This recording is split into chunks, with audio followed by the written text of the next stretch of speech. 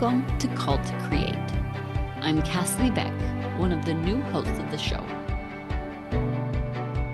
This season, we're launching our Spark Award Spotlight series, a celebration of the creators who are lighting the world through their faith, their creativity, and their courage to follow divine callings.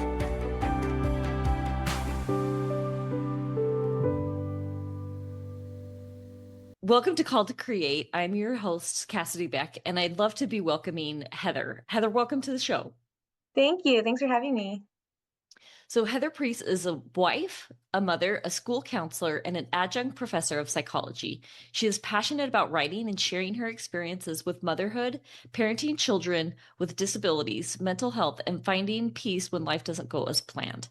Heather has presented her story and research at conference and published short stories in various magazines and anthologies, including More Inspirational Stories for Young Women, He Came for Me, The Bad Day Book, and Faith Still Moves Mountains. In her spare time, Heather loves to memorize presidential facts with her 3 history-loving boys, read nonfiction and thrillers, try exercise class with her friends that she definitely does not have the skills for, meal prep food, take pictures of the food, talk about food, and eat all the food.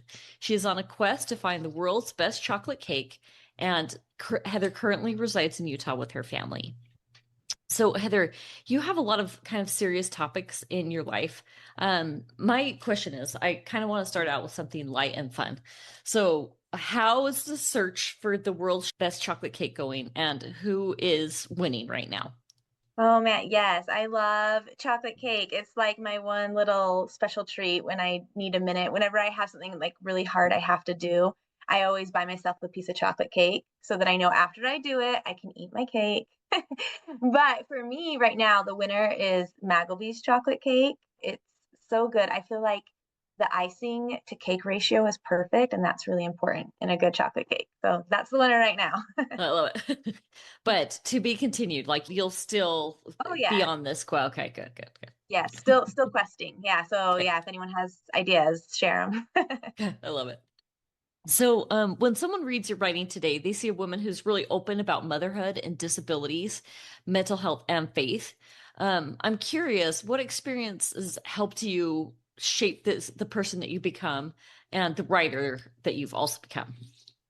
Yeah, so I always have been someone who's more introverted and private, and I my comfort zone is like really small. So I like to stay in my nice little comfort zone. But when I graduated high school, my mom gave me this quote that said something like, "A ship in the harbor is safe, but that's not what ships were made for." And so that's kind of been my guiding inspiration from high school on, that it's easy to do the safe thing, but it's more important and more fulfilling to do things that matter and maybe that are hard. And the things that are worth it are usually, unfortunately, those hard things. So I've pushed myself out of my comfort zone a little bit that way. As a writer, I've always loved writing fiction and making up stories. When I was in the 4th grade, my teacher gave me this little notebook, and he told me that my stories were important and he wanted me to write them in this notebook. And I think secretly it was because my handwriting was atrocious. Like I had terrible handwriting. I'm a left-handed, so I always like was smearing my writing and it was just always bad. So that might have been the real reason. But him just telling me my stories were important really kind of sparked this desire to write in me.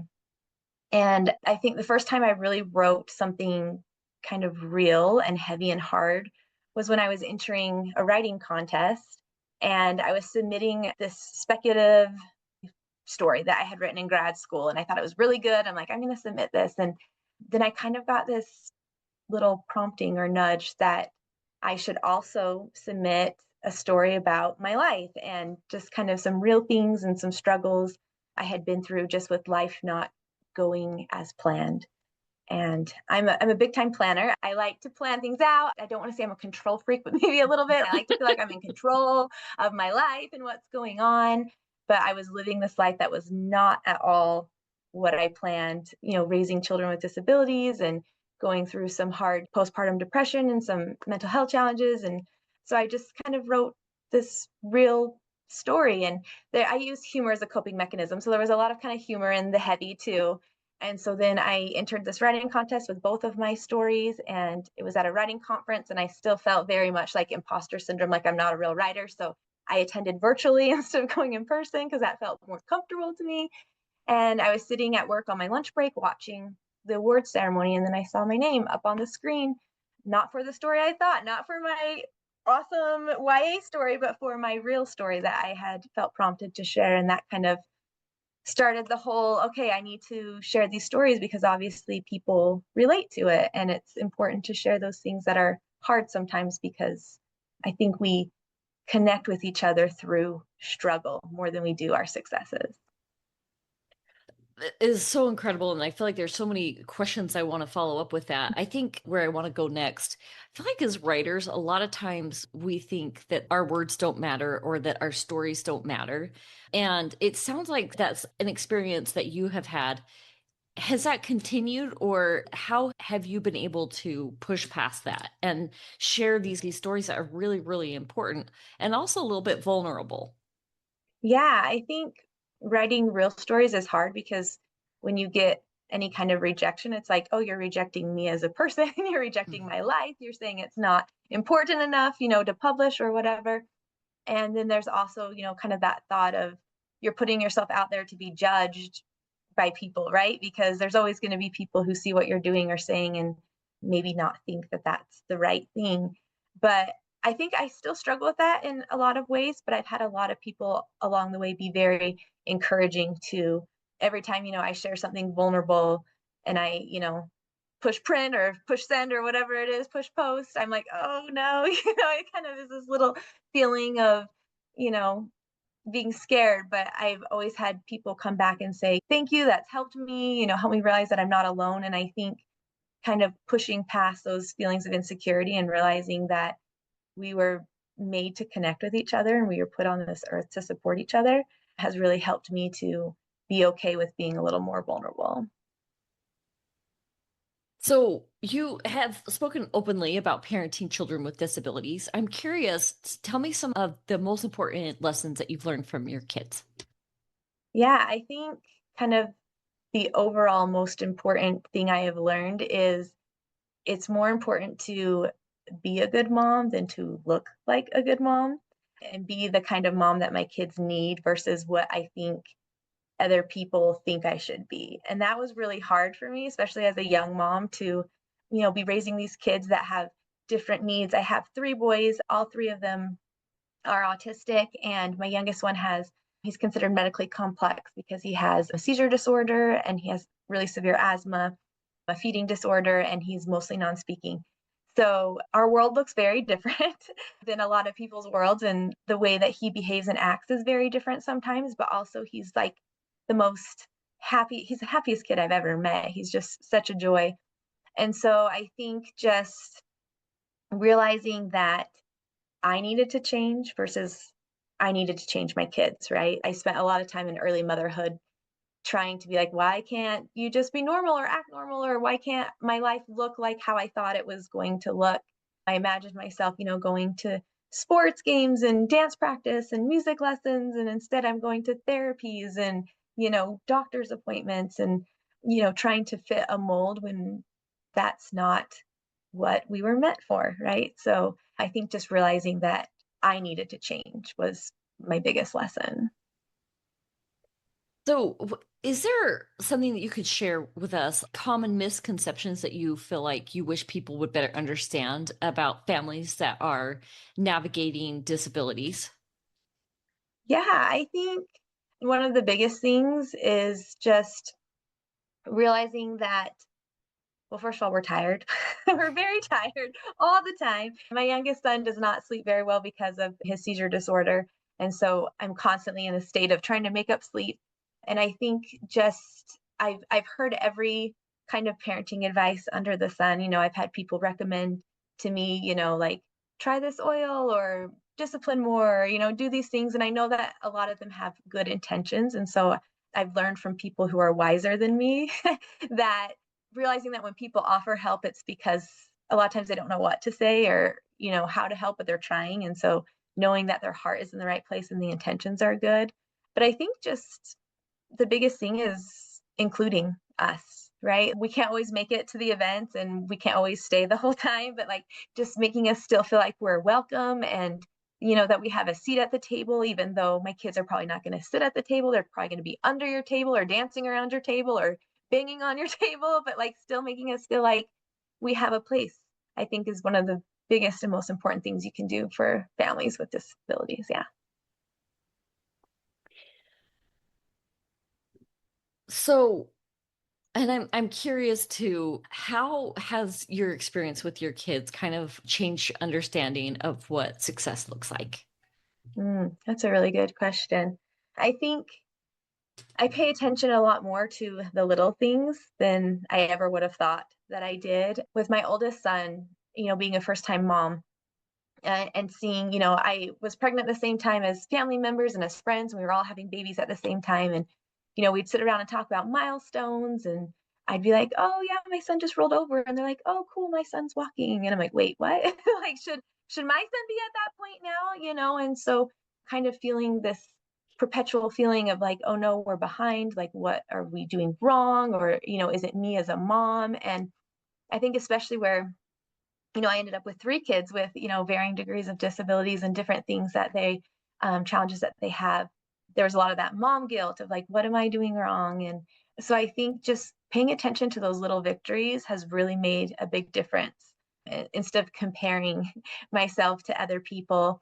And I think with my youngest son, it has made me really be more aware of different ways of listening because he doesn't always have the words for what he needs. We've become kind of just very in tune, just as people. And so it's like I pay attention to his body language or, certain activities he's doing, certain ways that he's behaving and even like little grunts and things. I'm like, I don't ask me how I know this, but I know that right now he wants his pennies. So we got to go find his pennies because that's what that grunt meant was that he needs his pennies. And I think because I've been kind of more in tune and aware of different ways of communicating with him, it's really helped me to communicate, I think, with God in a different way too, because I think I spent a lot of my time kind of thinking that answers came in a certain way and kind of putting God in this box of like, hey, this is how he answers prayers, or this is how I know he's aware of me. But my son has really taught me that there's so many different ways to communicate, so many different ways to listen. And it's really helped that relationship too, because there's been many prayers that I've prayed where I'm like, excuse me, this is too hard. Why did you think that I could do this? But realizing that some of those answers come in very different ways than I expected. And it's not always taking away what you're struggling with. And a lot of times it's listening for that next step, right? Like, okay, I'm not going to take this away, but here is the next thing I need you to do. And okay, I'm going to do this next thing and we're going to work through this together. And yeah, so I think I've learned a lot to just celebrate those little things and look for different ways to connect that aren't ways that always come naturally.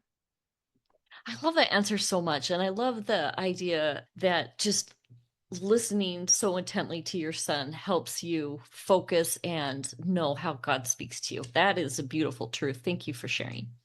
Yeah, of course. So, I know a theme that I feel like I can kind of hear throughout your work is finding peace when life doesn't look the way or work or look the way that you think that you were expecting. Tell us about a season in your life where your plans have been completely different from what God had in mind. Yeah, I love that you brought up the word peace because I was just having a conversation yesterday with a friend about that and how a lot of times we always say, like, I just want to be happy, right? Like, I just want to find happiness. And I said to this friend, I said, that is not really what I feel like the goal is as I get older. The goal is more, I want to find peace, right? And what are the ways that I can find those moments of peace in the chaos? Because sometimes my life just feels like pure chaos, right? Like I work at a junior high as a school counselor. So I'm talking with, kids going through puberty with a lot of emotions all day long. That's my job. And then I come home to my kids and there's a lot of, challenges and emotions there. And so finding those moments of peace has become just vital.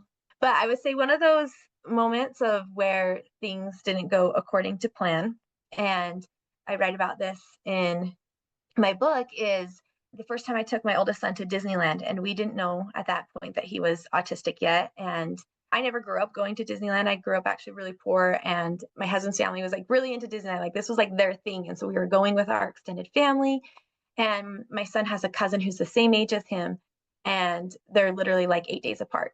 And so watching their two reactions at Disneyland, and I'm watching my niece, and she's having so much fun and like, enjoying all the sights and sounds and smells. And then my son is like cowering in this stroller, and he is just like overwhelmed by everything. And I didn't realize at that point, like, oh, this is sensory overload. Like he is so overloaded by all these new things. And we are sitting on a small world ride, and I'm watching my niece, and she's dancing to the music and so excited. And then I'm watching my son, and he is just like hiding in my arms. And I was just sitting there thinking, okay, like this is not what you're supposed to be doing, right? Like this is not the plan. The plan was to come here and to have fun. It's the happiest place on earth. Like we're supposed to be looking and feeling and doing things this way. And kind of a few months later, we were at Christmas time, and kind of same sort of thing where it's Christmas and everyone's like enjoying opening presents and all the lights. And it's crazy because there's all these people around, all this extended family. And my son is in the corner just crying. And the reason he was crying too was because at home I would let him have Cheetos for breakfast with his breakfast. But I felt kind of embarrassed around extended family to give my son some Cheetos for breakfast. So I was like, no, we're not doing Cheetos for breakfast. And so he was having a meltdown about the Cheetos. And so I took him away, and we went into the bathroom, and I closed the door, and I turned off the lights, and I just started crying. And I'm like, why can I not enjoy this? Why are we not, like everybody else? And I had this thought come to me that my son was exactly who he was supposed to be. He was feeling the way he was supposed to feel, and it was not my job to change him. It was not my job for me to feel comfortable in this moment, right? Like I was feeling kind of embarrassed or uncomfortable. It was my job to be his mom. And so when I turned off the lights and we're sitting in the bathroom and it's all quiet, I saw my son just come to life. Like he wasn't crying anymore. He was happy. He started playing with me. And I went, okay, this is what I need to do. This is what the plan is. It's not my plan. It's not how I want things to look, but this is what God's plan is for me and for my son. And there's a scripture in Jeremiah 29, I want to say, where it talks about how God has a plan for us. And it says specifically like it's a plan not to harm, but a plan of hope. And so that when we reach out to him, we can hear him. And I love that scripture. I have that scripture on my mirror because I have a plan. I know what I want. I'm a control freak, sort of. Okay, I'll admit to it. I'm a control freak. And so I want to have control of all these things, but maybe there's a better plan for me. And that's what I've come to know. So, a follow-up question, and you may have touched on it already, but do you feel like you have seen more purpose in this detour and that it's turning you into a different person than the idea that you had in mind? Absolutely. Yeah. I think through motherhood and through these experiences, I've become way more than I ever would have for myself. Like I said, my comfort zone is very small. If it was up to me, I probably would have stayed in my parents' basement forever and never left and just been super comfortable living there and just, letting them take care of me forever. But instead, I've had to grow and stretch and turn into such a different person than I ever imagined for myself. But it has helped me not only in motherhood, but in all areas of my life because like as a school counselor, I work with kids with challenges all the time. And I work with parents that are struggling with their kids all the time. And one of the first things I always say when parents come in and they're like, I don't know what to do, is I just tell them, I said, you're doing a good job. Like the fact that you're here right now tells me that you care and you're doing a good job because I feel like as parents, we don't hear that enough. And so that's always the first thing that I say. And when they talk about some of the challenges they have, I'm at a point where I'm like, oh, hey, I know what you're talking about. I've been there, and it's just given me a lot more empathy as a person. I remember being a newlywed with my husband, and we were at the beach. I think it was probably on our honeymoon. And we're watching this family, and there was this little girl playing on the beach, and she's just screaming her head off. And she's so upset because she's sandy everywhere. And then her mom's trying to take her in the water, and she's screaming that the water's too cold. And I remember turning to my husband and being like, when I'm a mom, that's my kid's never gonna act like that. And I think we've all kind of, as moms, had that moment, right? Before we had kids, we were like experts at being moms. and joke's on me, right? But now it's like I look at kids or families that are struggling, and my first reaction is like, I need to go tell them what a good job they're doing, right? And like, I know this is hard, but you are doing a good job. And so I think it's just changed the way that I look at the world and react to other people. I think that it's helped me see people in a more Christ-like way, because I think most of us, all of us probably, are doing the best we can, and just acknowledging that and realizing like, yeah, we this is hard, but we're not alone. We can do it together, and we can do it with God's help. So, backing up a little bit, you are on this podcast of Call to Create because you're a Spark Award winner. Tell Mhm. us about the book. Tell us about the message. Yeah, so my book, it's called Off the Path of Typical, and then it's 12 lessons from a motherhood that didn't go as planned. And so each kind of chapter is a different lesson from different parts of motherhood with my kids, and just kind of that lesson that I've learned.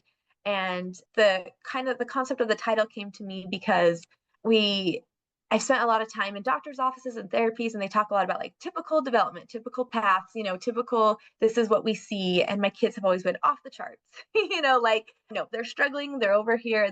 We're not on the typical thing. And then just even in activities and things that my kids have done, my oldest son is really into US presidents. I talked a little bit about that. And I went one day to his singing program at school. And because I work in the morning, he was usually getting ready in the morning, like with his grandparents or a babysitter. And so I hadn't seen him that morning get dressed. And I go to his singing program, and there is my son in an Abraham Lincoln costume on stage, singing his heart out about like butterflies or something. I don't know. He was like in the second grade. And I was like, who dressed this kid? I mean, of course he had a costume of Abraham Lincoln, but we did not wear that to school. And so I was just like mortified, like, oh my gosh, like who let this kid dress like that?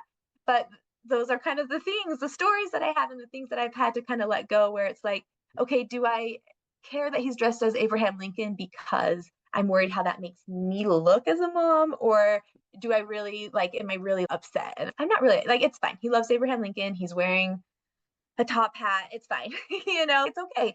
And so the book is just about all these different lessons that I've learned along the way, and the people who have helped me along the way and shaped the way that I look at things.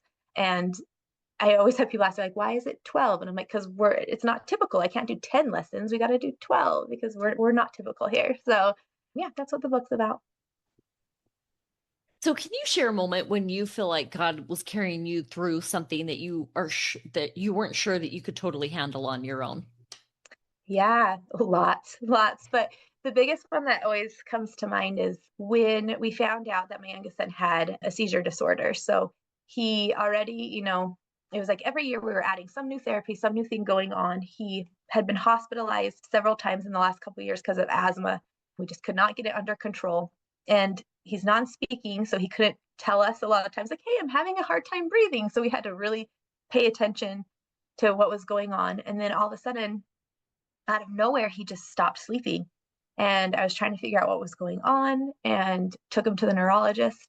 And they did an EEG on his head, and we're waiting for answers. And I'm just praying every day. I'm laying in his bed. He's not sleeping. He's rocking himself. He's just doing all these things. And I'm just praying. I'm like, please just give him sleep. I'm like, that his body is struggling. When he doesn't sleep enough, he gets sick. And when he gets sick, he has asthma attacks. When he has asthma attacks, he's in the hospital. And I'm like, why are you not answering this prayer? What I'm asking for is so simple. And I know you can do this. Like, just let him sleep. And I was on a walk with my son. He loves to be outside. He's my feral child. He smells like the wind and grass at all times because he just wants to live outside. And we were on a walk together, and I got this alert on my phone saying that there was a new message, from his healthcare provider. And I'm looking at it, and it's from his neurologist, and it says that they saw seizure-like activity during his EEG. And I literally dropped to my knees, and I was like, really? Like, one more thing for this child who has been through so much. Like, I don't understand why he has to go through so much. Can't you like divvy this out a little bit, like give somebody else some of these trials, because it just feels like a lot for one person. And I went through this period of time where I was like kind of mad, And I was like, why is God not answering my prayers? Because I'm not asking for him to take all these things away. I'm asking for really simple things like let him sleep, or let this new medication work, or let this, let this happen. And I just felt like I was getting nothing. And I read this, I can't remember, it was like some article, and it was talking about liminal space, which is like this space kind of in between, right? Like you're not who you used to be, but you're not who you're going to be yet. And you're kind of in this period of waiting. And I realized that that's where I was living in the moment. I was living in this period of waiting. And just because I was waiting didn't mean that God wasn't there with me. And I had kind of this image come to my mind of sitting on the front porch, on the porch swing with Jesus, And I was thinking, we're sitting on the porch together right now. Maybe we're not speaking, right? But we're together, and he's with me, and we're going through this, and he's listening to me. And maybe he's not offering me the solutions right this moment, but he's there. And so I've carried that image with me through a lot with my son, where I feel like I'm not always going to get the answer that I want, or I'm not going to get these things taken away that I would like. But God is there with me, and I can be okay in this space of waiting. And I feel like that space of waiting has become a very sacred space to me, because I'm there a lot, and I can choose to feel bitter about it. I can choose to be angry, which sometimes I am. I'm not going to lie. It's not, there's still days and moments where my prayers are like, what the heck, God? Like that's what I'm praying. But I can realize that he is with me and helping me in a way that's maybe different than what I thought it would be. And I feel like I've been guided to a lot of people and places and things that have helped in ways that I didn't think about or realize. And, my son still doesn't sleep, and that's really, really hard on all of us. But there's been a lot of moments of inspiration that have come in those moments where I'm not sleeping. A lot of my ideas for writing have come in those moments where I'm sitting with my son in those sacred spaces.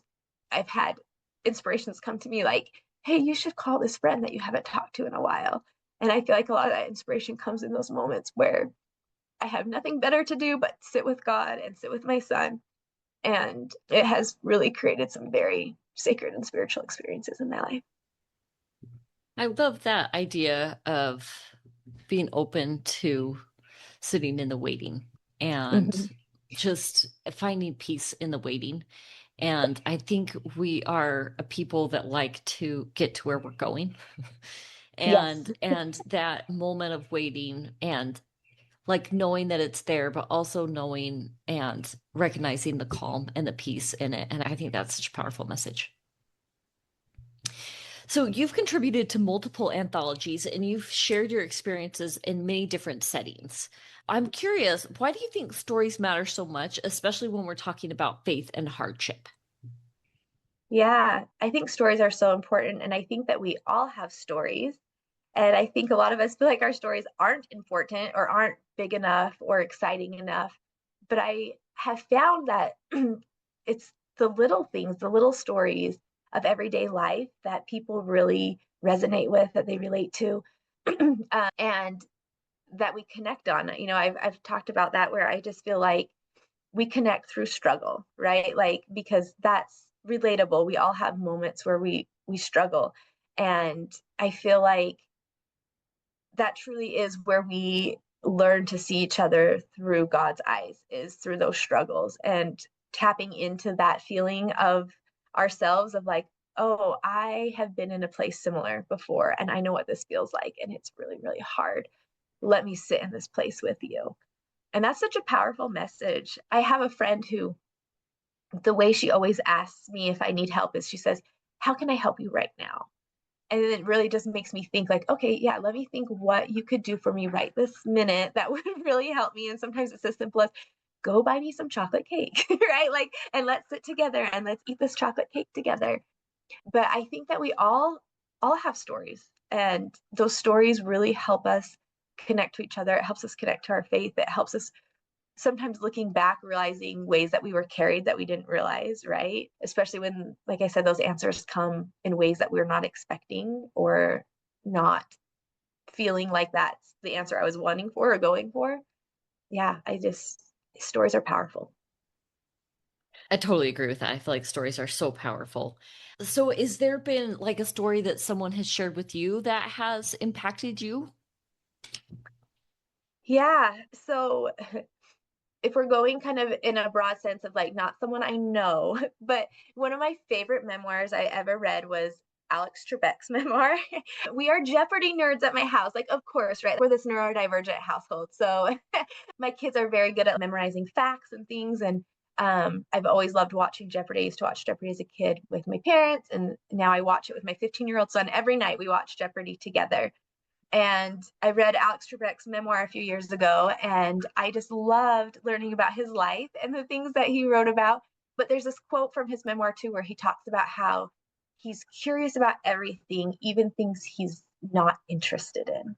Hmm. And I thought, what a lovely sentiment, right? Like to just be curious about the world around you and people around you and what they're going through. And he goes on to talk about how, when we learn facts and we learn things, even if it's things that we're not going to use personally in our lives, it makes us more empathetic and it makes us better humans when we just gain more knowledge and learn more things. And I'm kind of a naturally curious person, but I feel like that has grown exponentially since becoming a mother, where my first reaction when I see something is just curiosity. Like, I wonder why that person is the way they are or why they think the way that they do.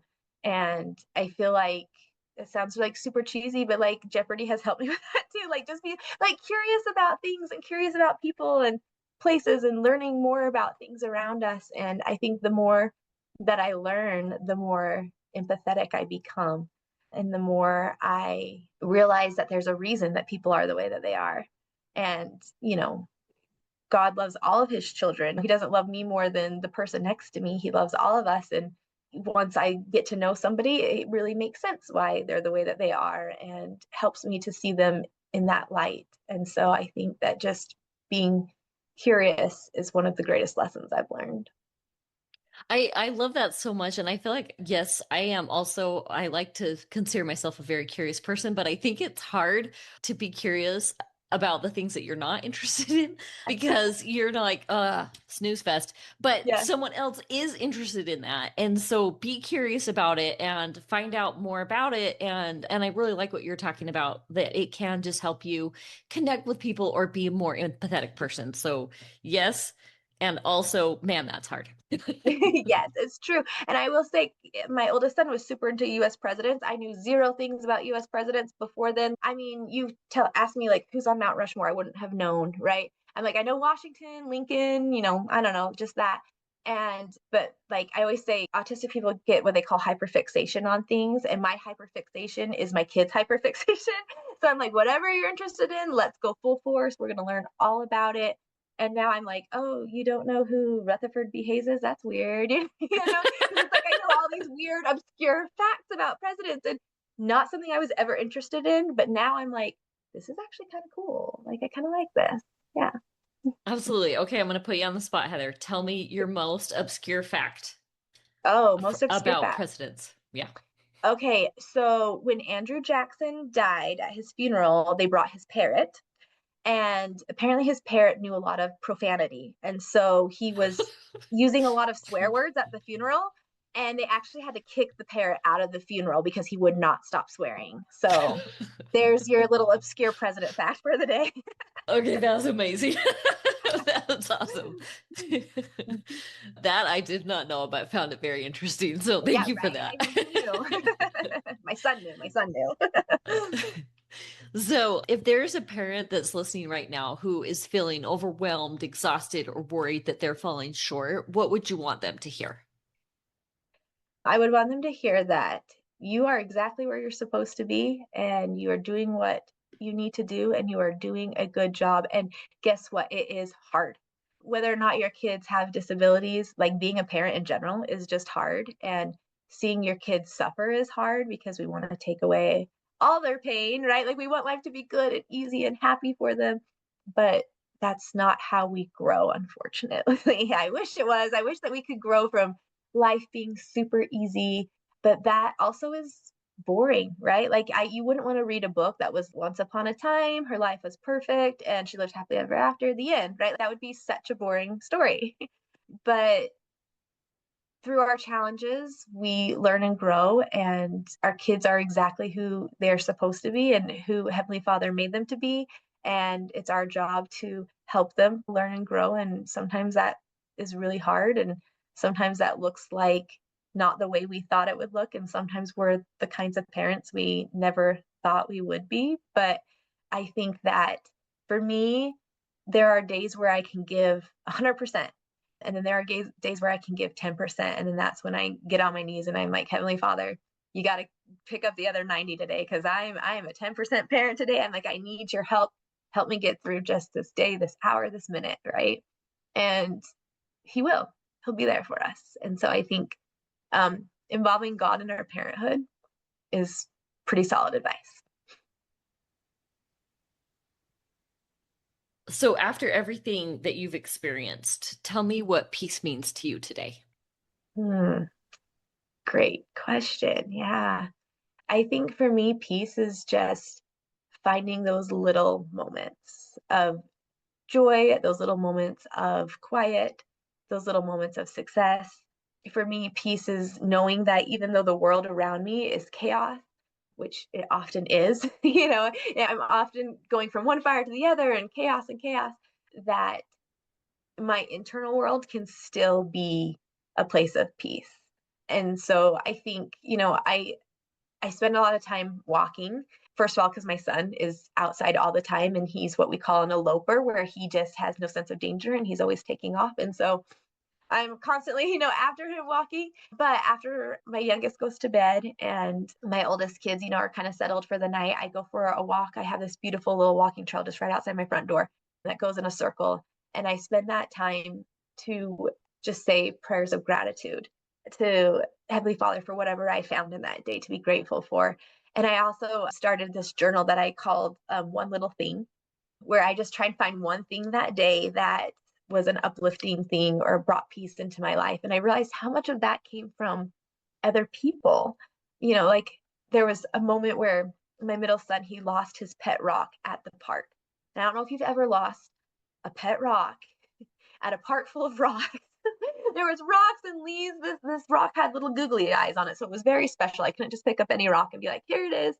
And my son is so social and has no sense of boundaries, and he went up to these strangers and he's like, I lost my pet rock, will you help me look for it? And I'm like, oh no, you don't have to. But this cute little couple just spent like 45 minutes with my son looking for this darn pet rock, and we eventually found it because we said lots of prayers and canvassed the ground like we were in some sort of like crime scene, like looking at every inch of ground for those clues.